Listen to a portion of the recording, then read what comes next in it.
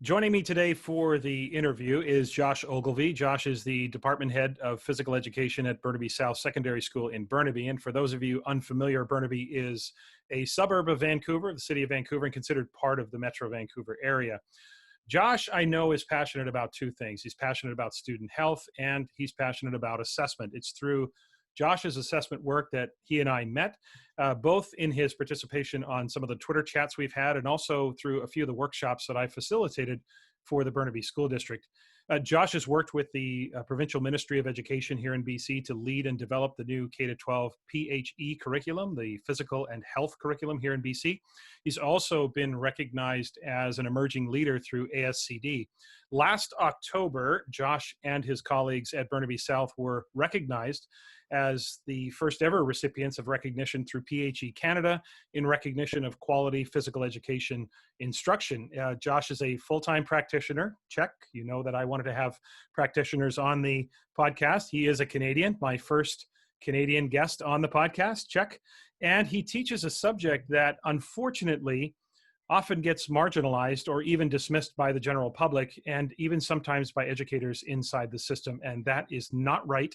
And that is why I wanted to bring Josh on, since our physical health is equally important as our mental or intellectual health. In fact, I think we can argue that the two are inextricably linked. So with all of that, I'm excited for today. Josh, I want to welcome you to the Tom Schimmer podcast. Thanks, Tom, for having me. It's an honor, and I'm really excited to engage in these questions. Yeah, I'm looking forward to our conversation today because, as I said, I think sometimes, and at least I know in the past, physical education, health can often be dismissed as an afterthought or, oh, it's just PE. I think that's changing, and we're going to explore that today. And I think rightfully that's changing because I think for too long we've unfortunately looked at physical education through a lens that really didn't give it the credit or the type of status it deserves. So let's start the conversation by working backwards. I want to start with right now and sort of work backwards from here. Talking about, BC schools are technically reopened for face-to-face learning, but, it's not exactly the same as it was pre-March. As of course there are students who've chosen the distance learning option, and there's sorts of tension around, obviously there's restrictions and all the different things that are happening with the schools. So I know you don't speak for all PE teachers, but from your perspective, what do you think the most favorable approach to PE for this school year, the 2020-2021 school year? What do you think the most favorable approach to PE is for this year? Yeah, that's a great question, and thanks for bringing that up. It really depends on the platform that you're using. So, for example, in our district, our morning classes for our grade 10s through 12 are face-to-face, but in the afternoon they're hybrid. So some days of the school week they're in school, and some days they're doing work online. But getting into the face-to-face teaching with whatever grade we have, definitely using a lot of the guidelines put forth by our ministry, our district, and provincial our national organizations like PHE Canada around some safety guidelines on how to be active in ways that can minimize any sort of transference of the COVID virus. It's not about stay 6 feet away at all times because the person next to you has COVID, but it's about adapting what we've done with the new guidelines that we have in place. I'd like to be able to say that that's being done everywhere. It's definitely not. I do speak with a lot of colleagues across the province, and there's a lot of stories that if it wasn't COVID times, you wouldn't know the difference. There are lots of stories of open gyms with upwards of 100 to 200 students playing, no masks, no sanitization of the equipment. But I think a lot of those are kind of one-offs. I think a lot of people right now are really trying to find the best way to keep themselves, including their students, safe, adapting their activities as much as they can to get outside when it's able to. Of course, that depends where we are geographically.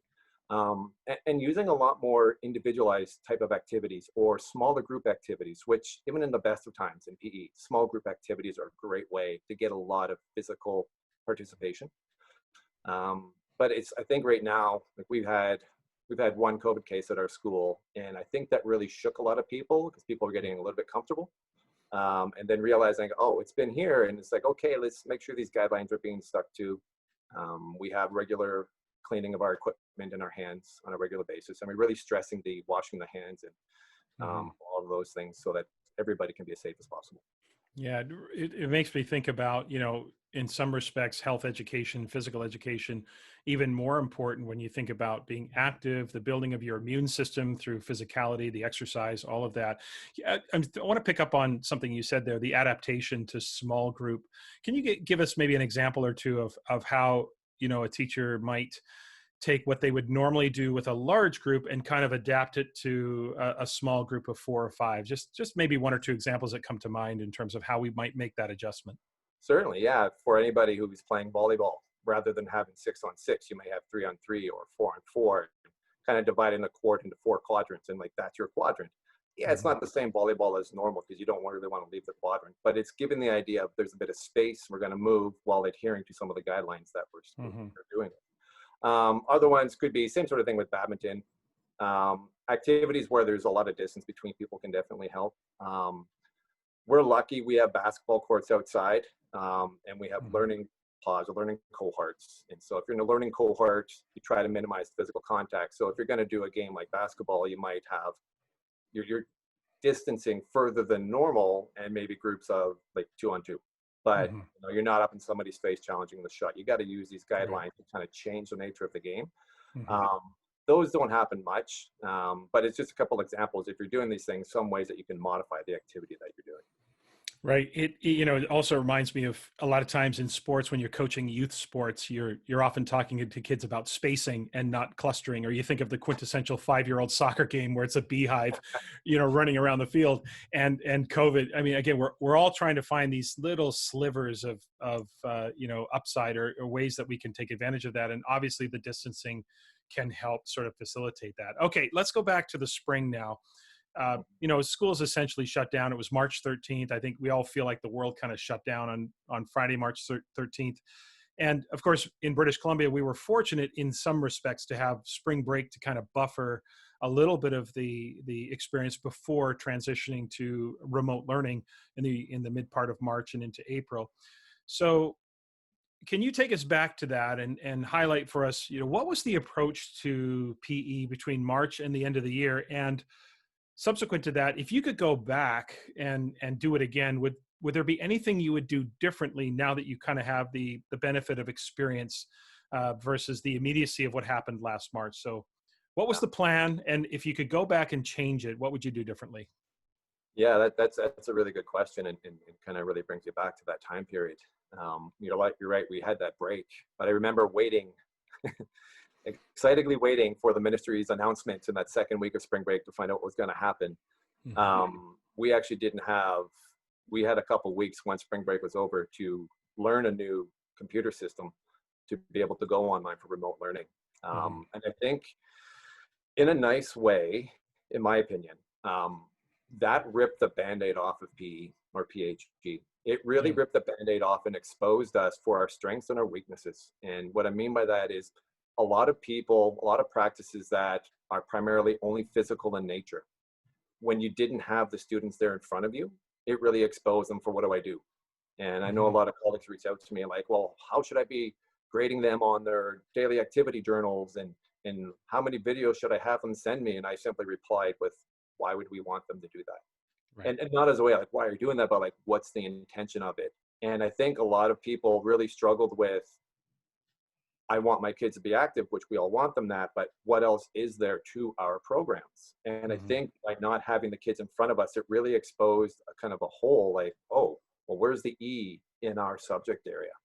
Right. Um, and not gonna lie, it was a mind bender, Hmm. and it's, I'll jump ahead to the last part of that question, and then come back. Sure. I think for me, what I would do different is I would not pay attention to the media. Yeah. I, um, I was out doing the shopping when it first happened, the first few weeks, and I saw a lot of fighting, and I saw a lot of Hmm. screaming, and I saw a lot of things that I never thought. I'm so privileged that I never thought I'd be able to see. Hmm. And I went to some really dark holes. And it was interesting enough, like when we were finally able to engage with our students, that's when I kind of woke up. Uh, Hmm. but I remember sitting at home one day, and I have two kids, Caden's 3 and Aaliyah's 1. And I remember just looking at them, and I felt I wasn't present. And I was like, what's going on? And I Hmm. realized I was paying attention to the media. I didn't know what was going on. I was worried because of everything I saw, and everybody's caught up in that panic buying, and just kind of Mhm. really, really shook us, especially those who lived in a pretty privileged part of the world. And then when we got back to teaching, to going to remote learning, I remember reaching out to all my classes, and I asked them one question: "How are you?" And that was it. And we were given. I really appreciated our district's approach with this. Is everybody is trying to find something that works. Don't overload yourselves. Don't overload them. As much as possible, try to focus on no more than an hour's work per class per week. So my first week's work with them was just check in, and that first week's responses back to me signaled something that I was happy that I had done with my students leading up to the whole pandemic. And that was something simply on a daily basis I'd ask them, or they'd respond on a number 1 to 5, how are we feeling today? And over the course of the next few months that we were 2 to 3 months, whatever it was that we were doing remote learning, is we evolved from how am I feeling, how am I doing, to just daily check-ins. Like they would record things like how am I doing on a scale of 1 to 5, and they talk about what did I do today. And a lot of kids were like, I don't know what to do. And I remember a colleague of mine mentioned something along the lines of the importance of creating routines. So I challenge my students, as much as you can, try to get outside and go for a walk. And this is in the time period too where we're uncertain if you're outside walking by someone, are you going to catch the virus? So of course you like keep your distance and be real safe. But what we noticed when towards the end of the year, when we started looking at the data that the students collected, we looked at it together virtually, of course, is the days that they were active, the number, how they were feeling between 1 and 5, 5 being the highest, 1 being the lowest, the numbers were astronomically higher. And for a lot of us, that's a no-brainer. We get that. But the insights for the students, when I showed the class data and they compared it to their own, is the vast majority of them realized, I didn't realize, like they're like, I know you said this, but now I've experienced that when I am active, it helps lower my stress levels. When I am active, I actually feel better. So for me, that was a Yeah. really powerful experience, and for them too. And what listeners may not know is in June, we actually had an optional return to school for Mhm. students. Yep. I think in what was it, 3 or 4 weeks that we were open, I saw maybe 9 or 10 students total. Yeah. And the students came back, they didn't want to do anything in class. They just wanted to connect and Yeah. to talk. And, that was it. Mhm. And so when I look back at it, I just like, I'm glad I didn't take the approach, I got to make these kids do movement, because the world was crashing around everybody. Mhm. Um, but it was that one piece that's about like, how does movement make me feel in a Yeah. time period when our world was drastically changing. Mhm. And the responses they would send me, like some of them, I had to address some counselors, like, you need to speak to the student because they were really struggling and they've asked for help. Mhm. They're all fine now, thankfully. But it's that bringing the mental part to the physical part that you alluded to earlier. Mhm. For them, it became authentic. For them, it was their life experiences. And now, what does this mean? Yeah. So when I look back, I wouldn't change that. What I would change is definitely not getting up every morning looking to see what the numbers are and what does it mean, and everyone's speculation and all that. Yeah. That just led me to a dark place. Yeah, I don't think PE was alone in having those conversations, because I think a lot of subjects, teachers teaching different subjects, found themselves, you know, uh, realizing that everything they did in that face-to-face environment wasn't necessarily going to translate into a remote learning experience, right? And Yeah. so you have a situation where, again, slivers of good news. And the good news is many conversations that may not have taken place were sort of forced to take place, for sure.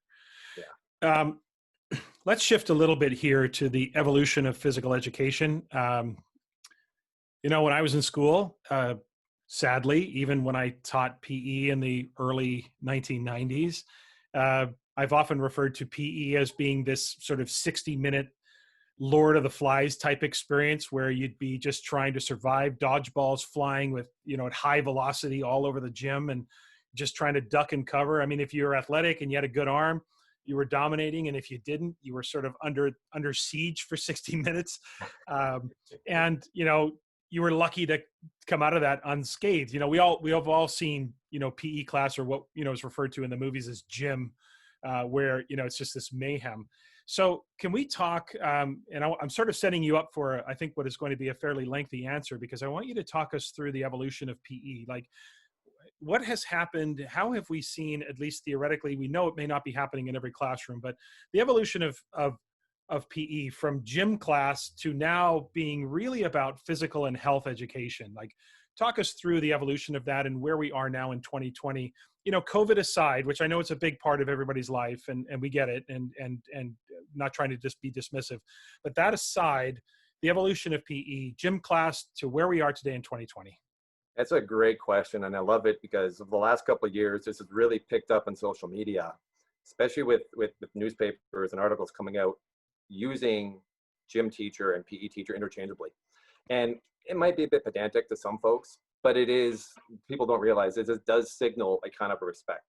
And so for teachers who are really trying to implement the curriculum and focus on the teaching, they don't want to be called gym teachers, right? They don't want to be, if anyone's familiar with the movie Mr. Woodcock, they don't want to be stereotyped as that. And some people don't have an issue with it, but in our world, there has been a global shift away from, and there's anything wrong with PE itself, it's just elevating it to a bigger level with the physical and health education focus.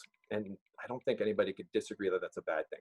I think what it does is it actually gives more validity to what we're trying to do. And it doesn't, it kind of puts all the pieces back together. Like, I know here in BC, it was that way about 30 years ago. And then it got, I always say, when I started working with the curriculum, they got divorced and now they got back together, right?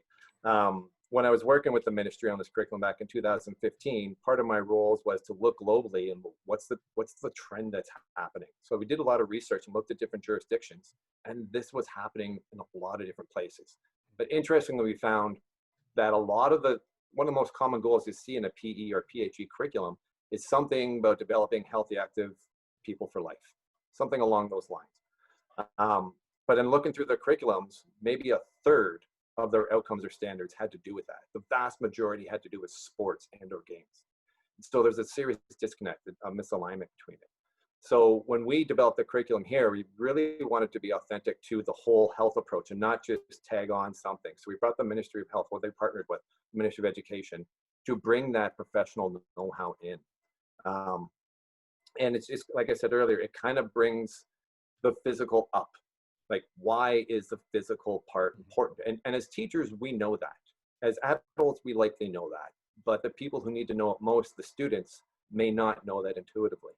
And so tying in pieces of the physical, the social, and mental, and showing how they're a reciprocal relationship. And they can work on their own as well, but helping them understand how one impacts the other, especially in today's world, has never been more important. So how does it evolve? And some people, when I talk with people about the idea of free play, I'm a huge fan and advocate for free play. I think it has an important part in any PhD program. But if your program is all about free play, then they're missing out on the educational value. So something I'll ask people is, once you are gone and or the PhD class is over, what are the students left with? What can they do on their own? What do they know how to do? And if the answer is nothing, or they're not sure because the teachers always helped them do it or facilitated the movement, then we've kind of robbed those kids, those students, of learning experiences they can take with them for life. So the educational part is just kind of looking at what we've done physically and then elevating it to kind of giving it a purpose and meaning. What's the bigger reason behind this? And I think in a lot of ways, we're moving in the right direction. Our curriculum is not perfect by any means, but it's a movement in the right direction. And the experiences that our province has gained over the last 5 years have been really helpful to move the conversation forward, which I think COVID's kind of placed us in a limelight right now. Why should kids be moving? We know why. But now with the inactivity that's happened over the last 7 months, that's become important, as has the mental and the social piece. So I think in an unintentional way, we've been elevated to incredible importance. And now it's up to us as PhD teachers to answer that call. Right. I think you can draw a real parallel between, as you were describing that, it makes me think about, literacy instruction and sort of focusing on not just teaching kids how to read, but to become readers. the idea that we don't want to teach you to learn how to read and simultaneously learn to hate reading. So the idea that, we want you to be able to read, and we want you to love reading and choose reading as a leisure activity. And it strikes me that what you were describing there, Josh, is the idea that we don't want you to just go through, PHE class. We want you to, once that's over, think about healthy lifestyle, think about, the way that, you live your life independent of the school, that physical activity is a natural part of your daily life. Would it be safe to say, because I think the traditional PE model often centered around teaching sports, where a lot of times, why did we do volleyball in the fall? Well, because it was volleyball season. Or why are we doing the basketball unit in January? Because it's basketball season. It strikes me that we are thinking now about, we're not teaching the sport, but we're using the sport to teach you the skills or to teach you the idea. Is that a fair assessment of where we are in PE? And if so, could you talk a little bit about how that manifests in a classroom? Yeah, and thanks for bringing that part up about literacy, because in our world there is a literacy that we focus on. It's called physical literacy, and Yeah. essentially it's looking at, are the students developing a sense of confidence and competence to be able to participate in a variety of activities and environments. Hmm. And the more we can help them understand that for Yeah. themselves, the more physically Yeah. literate they're going to become. It's not just about the skill, but about the knowledge and understanding and the value Right. of. And what you mentioned earlier about, about using activities as vehicles. There's definitely a teaching method in PHE that I'm a huge fan of, called Teaching Games for Understanding. And it looks at a conceptual understanding of what are the themes in this type of game. So for example, if you're looking at territorial invasion games, such as basketball, hockey, soccer, football, some basic defensive structure and offensive structure, the game doesn't matter. You're not necessarily teaching someone how to shoot a foul shot, but you're teaching them about, why would you stand a certain distance away from someone? What are you trying to do if you're playing defense? How does that look in this game? How does it look in different games? So like, if they were to step on a court or a field and play a game they've never done before, they'll have a basic understanding, a foundational understanding of offensive and defensive concepts. They may never have done that before, but if they know the general trend or the general understanding and strategies to use, then they're more likely to participate. Through practice, they can develop those skills, but that's not likely to happen at a huge extent in our PHE classes. There's just not enough time. You can develop some, but the idea is, like, if you have an understanding of what to do, then you know how to participate in school and out of school. Mhm. So that's definitely a method that I enjoy. Yeah, for sure. I'm not overly familiar at all with the research in PE, but just thinking about, where do you see the research going, or have you been a part of anything, any sort of research studies, or are you seeing a trend with the research? Like, what is something about PE instruction that we are either on the verge of beginning to understand or implement, or maybe we've actually collectively learned something in the last few years, just the recent experience? What are we learning, or what do we need to know about where the research in physical education is going? Yeah, another great question. And it's something that many years ago I considered leaving teaching PE. I was quite bored. I was that type of teacher that really just didn't know what to do. And I was teaching basketball 3 times a day to 3 different grade levels. And it was the Mhm. exact same thing. Why? Because I didn't know what to do. Right. Um, and then I started really pushing myself, and I explored the world of assessment, and then I explored the world of research. And over that time, there's a couple of evidence-based research that for me has had profound impacts. One of them being the socio-ecological model, which essentially looks at the individual and their associations with people, organizations, and their greater community. So basically, how do they connect with and function within it? And when you think about a PHE class, that is so profound, because we want these students to want to move in life outside of school. But if we never introduce them to the community, and we know through a lot of research already that activity levels amongst the community is dropping. So if we don't bring them into the community and help them understand where they can do what, and here's where you can go if you want to try this, and here's an experience that maybe you never would have done, then those kids never get that experience. They don't understand how to use their community or the organizations or people within it. The earliest one, though, that impacted me was definitely self-determination theory. If people are familiar with Daniel Pink's drive, his work was largely influenced by it. And when I'm looking at that in PE, we're essentially looking at behavior change. and because naturally humans don't want to expend a lot of energy. We just don't. And so how do we get people to want to move? And when we look at things like motivation and autonomy, it's incredibly powerful. The last 3 years as well in the PE world, there's a big research that came out around meaningful experiences in PE and youth sport. And that one, again, all kind of coincided when I was looking at the social ecological model. It was just so profound because it's like the things that they found, for example, are kids having exposure to social interaction and activity? If so, they tend to enjoy it more. Is it fun for them? Is the learning personally relevant? Are they developing some sense of motor competence?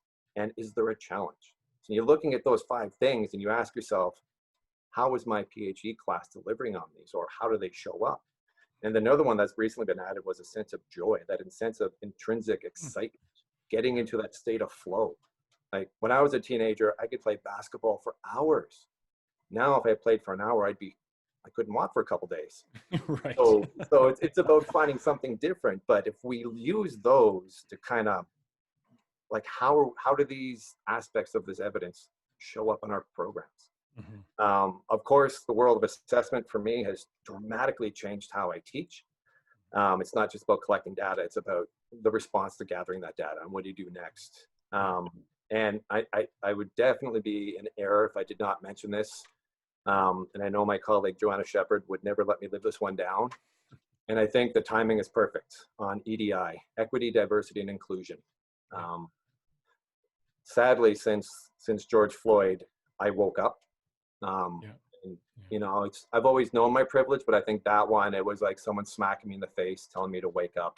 And on social media, I started connecting with a lot of teachers of color across the world, and just really opening my eyes on things that I'd never really considered before, in terms of how is equity and race and things of this nature showing up in a PE class. And I was like, wow, it's PE class, we're all playing, but who decides on the activities? Who decides on how things are done? And I look at my class, my grade 8s this morning, there are 2 Caucasian people, myself and another student, and it's a class of 26 students. Right. And I don't know if I ever would have, not that that should make a difference, but I don't know if I ever would have woken up to see that as much as I do now in terms of being open to newness and that sense of equity, diversity and inclusion. And I think that's an area that's going to dramatically change our field for the better. Yeah. I know there's a whole lot of things, but that's just kind of, when we're talking about research and stuff, those are the areas that have really impacted my career and areas that I'm looking to dive into because I want to be better. And these are definitely areas that I think will help, more importantly than me getting better, is the experiences for our students to be better.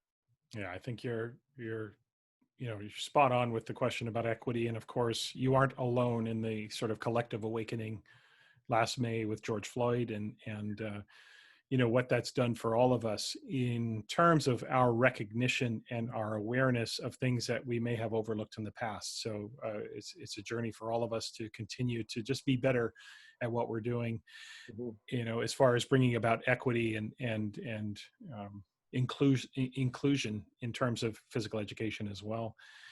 As I travel around and I work with different schools, admittedly, and this would be true of every subject, but we're talking about, PHE today, I still see, a bit of that old school approach. Even in 2020, there's still that old school approach. And we'll set aside for a moment, maybe a teacher who hasn't been exposed maybe to a new way. We'll set that aside because that's a valid reason why someone might continue doing what they're doing if they just aren't aware of where PE has gone, and for whatever reason that is. We'll set that aside. But on the other side is sort of the unwillingness to embrace the newness. So from your perspective, what do you think is stopping some teachers from, shifting to a more modern approach to PHE? Yeah, big question. There's definitely a deeply established culture in the PhD world. I know this from my own experiences, and I know this from a lot of experiences with my colleagues. The stories I hear are heartbreaking, where many actually want to leave the field that they wanted to get into. Some want to leave teaching in general. Teaching PhD is underrated. A lot of people think it's simple. Some people might make it look simple. It is physically and cognitively exhausting. And I'm saying that because one of the things that I believe is one of the barriers to evolution is the time. It's the time to try something new, reflect on it, grow with it, can be a barrier. I think there's definitely the impacts, the influences of professional socialization. So when you come into a department, you see what's happening, you know, you don't want to rock the boat too much. And so you just kind of look around, what's working, I'm going to keep doing this. And then that can really impact the teacher you become. I don't believe in my heart that any PhD teacher ever enters the field to become the type of teacher that they may have studied in their undergrad and quote unquote that teacher. But it can be an exhausting profession. And without the time or willingness or openness to kind of try something new, to think of a different way of doing things, it's really hard to make that change. I was incredibly fortunate when I began my career out here in BC. My department head was in his last 5 years of teaching. He very easily could have just folded it in and just wrote it out for his pension. He completely changed his approach. We were the first department to bring in rubrics. We were the first department to get rid of norm referencing. And in his last 5 years, he really pushed us. And this was my second year of teaching. And I was like, well, what do you mean we're not doing skills testing? Well, we're the fitness norms. Like I knew something was wrong with that. But like you mentioned earlier, I didn't know another way. So those first 3 years working with him and of course the department as well, just complete 180 in terms of my ideas to wanting to be different. And I think the exposure to that and the ongoing support is something that's desperately needed, because people who teach PhD love the job. You don't want to leave it. But if you feel compelled to go with the flow, it's only a matter of time before you're going to be that flow. And then the next person coming in will look to you. And next thing you know, it might be like, you're in the last 10 years. And you're like, what's happened? Right. And the other thing I think about too, it's nobody in particular, but I think the professional development or the PD around PhD is lacking. We go to these one-off shops and they're great, but we know through a lot of evidence that you need ongoing support, and there's just not a lot of that around. Given the time to build capacity for our PhD teachers to grow with ongoing support for PD, I think that's a very important part that's going to help us evolve. I mean, if not, the fact that you can travel around the world and likely see similar experiences, and I'm sure if you open the grade books, you'd probably see pretty consistent grading processes. Yeah. The fact that that's done globally speaks to something desperately needs to change. Right. You know, I also think of the added pressure that PhD teachers often have, which is to coach. And so when you think about the development of and growth as a professional, now, rightly or wrongly, I mean, you know, the direct or indirect pressure to coach the basketball teams or the volleyball teams, et cetera, you know, someone has to, and typically PhD teachers are often the ones that are most qualified to do so. And yet at the same time, where is the time to grow professionally if I'm also coaching and all that? So we've got to try to find, so maybe administrators out there, we've got to try to find some balance so that if we're going to raise PhD to the level we're seeking and the level that it deserves, and giving it the kind of, you know, academic attention that it should be given, we've also got to allow PhD teachers to grow professionally. Can we talk about assessment now? Let's you know, assessment in a PhD class can be challenging, of course, because a lot of it is you know, again, pre-COVID or post-COVID, et cetera. A lot of it was synchronous. You know, you're observing and watching, and yet watching everybody can be nearly impossible in one class period. So as someone, I know you have just a very strong assessment literacy. You understand assessment at a very intimate level. How do you approach, what's your assessment approach with PhD? And from your perspective, what are some of the do's and don'ts of assessing in a PhD classroom? Yeah, I'm going to start by sharing a story. When I was presenting at the PhD Canada conference last year in Montreal, I was talking about something very similar, and one of the participants raised his hand and said, would it be fair to say that trying to assess everybody in your PhD class at one time is the equivalent of having an English class of 30 students give an oral presentation at the same time? And I started laughing, like, Yes, you know, that's bingo. You got it, right? Like Yeah. it's, you get the noise level, you get the chaos, and you get the stimulus, definitely. So I was like, no one would do that.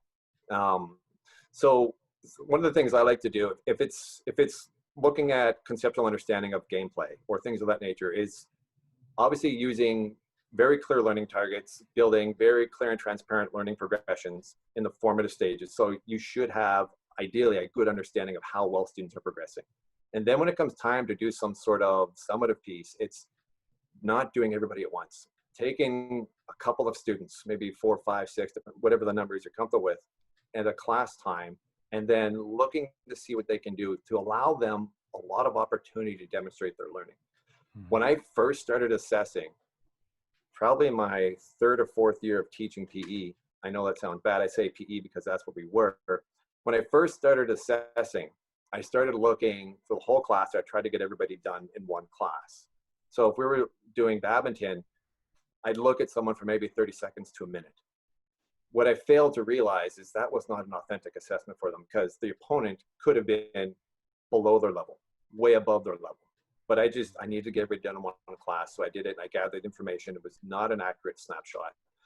And where I've gone from that is maybe 4, 5, 6 students in a class, and just giving them lots of opportunity to demonstrate. And the information gathered from that, truthfully, should not be too different from the information you've gathered from their formative stages, because it should lead right into each other. If it's drastically different, something's off, and you got to look and see what that is. And I mentioned that, and I talked to a lot of people about that when they're asking, how do I assess movement skills or understanding and gameplay? And it's like, don't do everybody at once, because you're going to drive yourself insane. You're not going to give kids the time to truly demonstrate what they can do. And, you know, and some of the kids, if in the formative stages, they have shown you like they're at the highest level of achievement, they're probably not going to show you much more in the next stage. So that's the benefit of having very clear targets and progressions leading up to the summative piece that you might actually be implementing. Another thing I like to do too is it helps build relationships, because I truly believe assessment is contingent upon strong relationship with your students. So using the idea, it's the triangulation of assessment. So watching, observation, or having a conversation, or depending on what the learning standard or outcome might be, is they might produce something, but not relying on solely one thing. And I'll give 2 examples. A number of years ago, it's probably about 3 years ago, there's a student in my grade 9 class who was skipping a lot. And he showed up, and we were doing net wall games, which is it's an activity, it's a theme in teaching games for understanding. Anyway, he came in and we were using badminton. And the one part of me that wanted to penalize this kid because he was skipping class, which I don't do, but there was that part of me, you know, the old school me was like, oh, I got to do it. So I brought him over and I asked him, you know, you weren't here the last few classes, you know, we're doing our demonstrations of learning today. It's what I call the summative pieces. And I asked him about, why is this person moving on the court the way they are in badminton? Why are they moving to the back, to the front, to the side? And the spiteful teacher in me was angry because he nailed every single question. So he was able to explain to me why the person was moving. And then he's like, well, they should have moved there. He didn't. Sure enough, the shuttle fell where they didn't go. So I was just like, okay, you didn't demonstrate this to me. I've seen him in the earlier stages before we were skipping class, but he knew what to do. So that really helped me, because like he knows what to do. And then I think back to last year, there's a grade 10 class in BC. Grade 10 is the last time students are required to take a PHE class. And I had a girl who'd never had any positive experiences in PHE. And we were working on territorial games and defensive concepts. And the idea was like, show me, you know, spacing and movement. You know, she was nailing it. She was the appropriate space. If their check got away from her, she was running, trying to get in front of her. When the check got the ball, she'd stand between them and the scoring area. And so then I called her over and I just asked her, how do you think you did today? She was so nervous. She looked at me. She's like, not good. So I said, okay, let's go to the board. Here's the criteria we're looking for. Which one of these didn't you do? She's like, I did them all. And I was like, exactly. And so she's like, good, because I was really trying. And I was like, you were. So I just reinforced like the things we were looking for, talked more about the progressions that we learned in the formative stages. And she's like, I'm a really good defender. I'm like, yes, you are. And for her, it was just using that assessment information and the data that, you know, we're looking from what she was doing to help her understand she doesn't have to be the best basketball player, Right. but she can step on a court and know what to do. And from that moment on, I kid you not, anything we did in class, she was one of the first people to jump on and say, let's do it. Yeah. It's, your description there of your approach to assessment just reminds me of a couple of things that we often emphasize when it comes to assessment. One is quality over quantity, making sure that you give students the opportunity you create high quality experiences for them. And it also reminds me, bigger picture, that everything you talked about is applicable in a math class, it's applicable in a science class, and it's applicable in a PHE class. And I want to apologize. I have been using the term PE, so I'm going to correct that and make sure that I follow the proper Hey, just don't terminology. use gym class. This interview. There you go. We're not calling it gym, that's for sure. But I think that sometimes PHE teachers will think that, well, this assessment work is not for me because I don't teach a so-called, I'm using air quotes for listeners, academic class, and yet the fundamentals of assessment are universally applicable.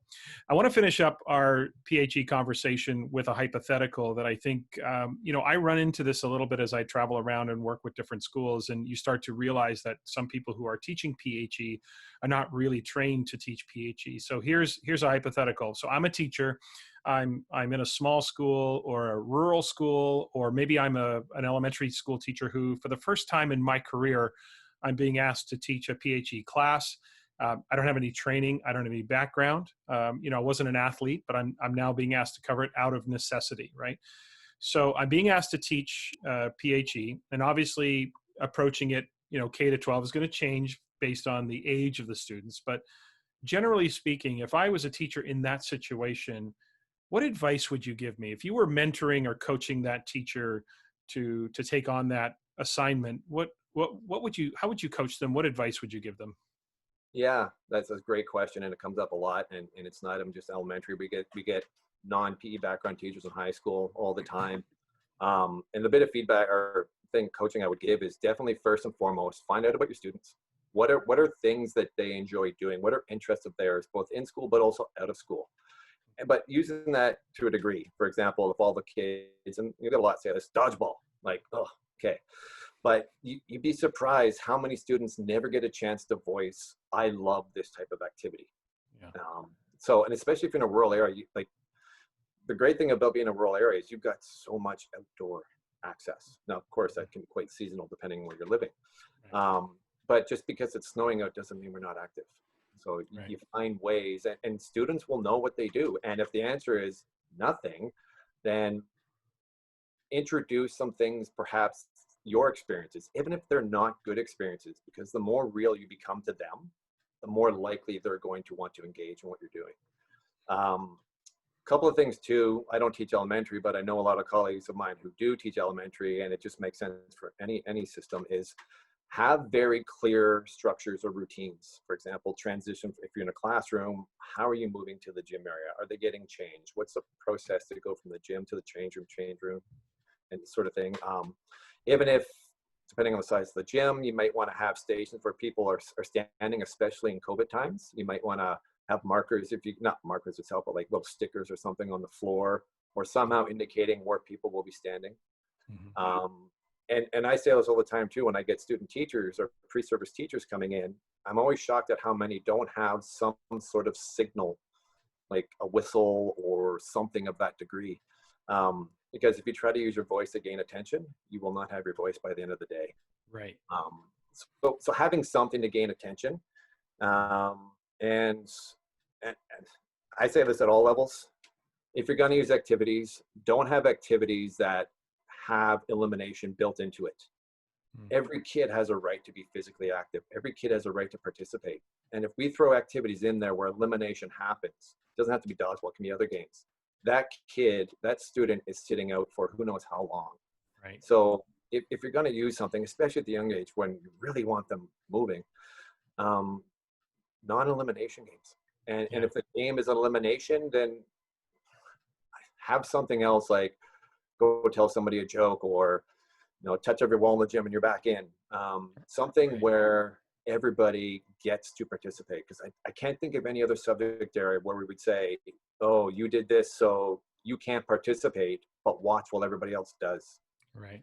I mean, can you really make someone feel any worse than that? Yeah, that's a really good point, Josh. I never even thought of it that way, but this idea that you could have a student who either gets eliminated, early on, or even more students who are choosing to get eliminated by just allowing themselves, and therefore they get to opt out. And you're right, we would never say, oh well, you got that question wrong, therefore you can't do math for the rest of the period, or you can't, no more experiments for you in science. We would never take that approach. So Yeah. I think that's great advice. I want to finish up today with a little bit of fun, as I do with every interview. I'm going to ask you a few lighthearted questions and put you on the spot a little bit. And so listeners can maybe get to know you a little bit on a personal level. There's nothing too intrusive. These are just some fun questions.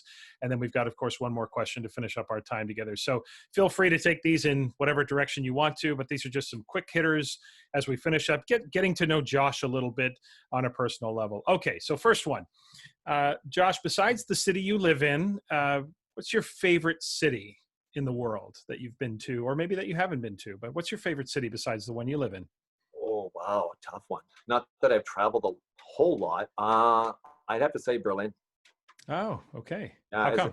as a history person, I loved how I love not love sorry, passive. I love how their history is in their face. It's not hidden. I went to a concentration camp, which was incredibly humbling and sad. But what I appreciated when they showed us is the barracks where the SS troops were staying is where the current officers, junior officers, are being trained.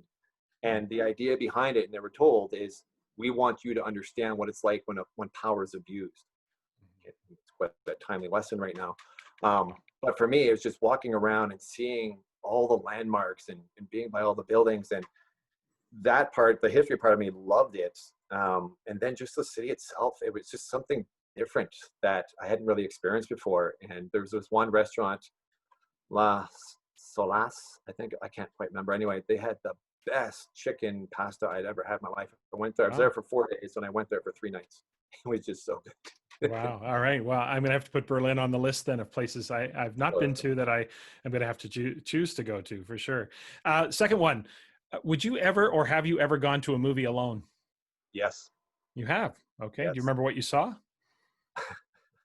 This was a regular occurrence when I was single. um, yeah, it's funny. My friends always like, "Why do you?" I'm like, "I don't like. How often are you talking to the person next to you anyway?" But I think the most embarrassing part was walking in and out solo. Yeah. I think the last one I saw by myself was 28 Weeks Later, the sequel to 28 Days Later, that does zombie type apocalyptic fiction in London. It was a little intense. Yeah. It's not the watching the movie alone that's the issue. It's the walking in and out of the theater alone. There's something about that, right? And yet at home or in other places you probably would watch a movie no problem, but yeah, for sure. There was All no right. cell phone either. I couldn't make it look like I was talking to someone on the way out. Right. Oh, what do you mean you're not going to make it? Yeah, You could have this yeah. fake conversation and all that stuff.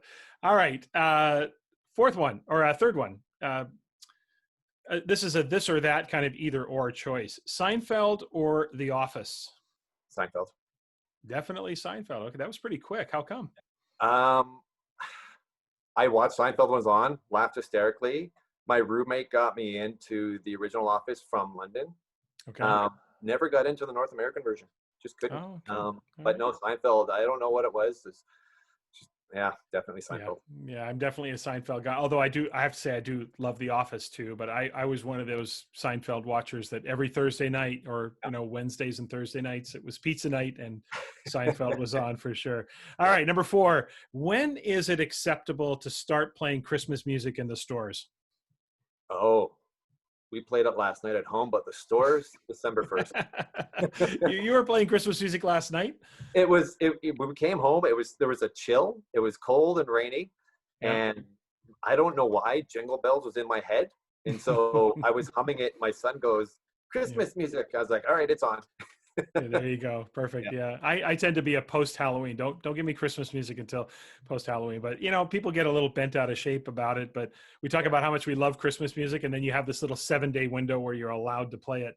And I just think play it when you want to. It's happy music and Yeah. all of that. Okay, last one. Who was your favorite teacher growing up? Tell us who your favorite teacher was and why. Wow. quick, but there were two. Mr. Hubert, when I struggled with my mental health issues as a grade 12 student, he was the only teacher to check in on me. Wow. That had a profound impact on me. Bigger story there, don't need to go there.